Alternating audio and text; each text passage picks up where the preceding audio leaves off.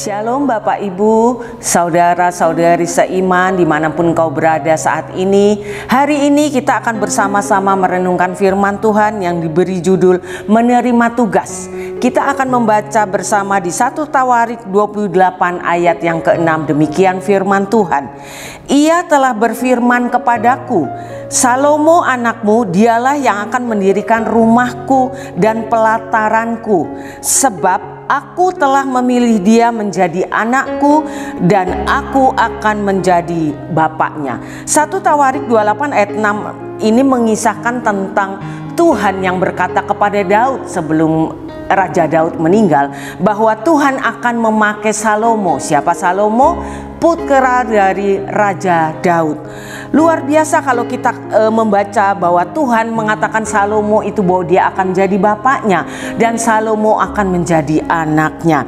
Hal ini berkaitan dengan pembangunan bait suci, karena Tuhan berkata bukan Raja Daud yang akan membangunnya tetapi anaknya, yaitu Salomo.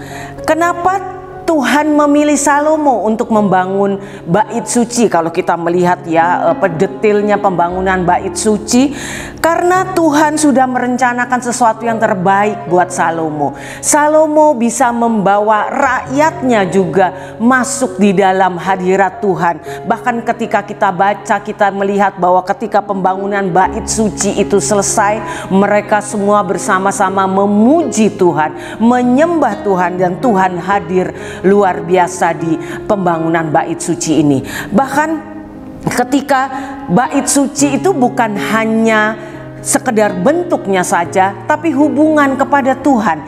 Itu sebabnya Salomo dipilih oleh Tuhan untuk menjadi pembangun bait suci. Bapak Ibu, bagaimana dengan kita? Ketika firman juga mengatakan bahwa Tuhan sudah memilih kita sejak kita ada di dalam kandungan ibu kita.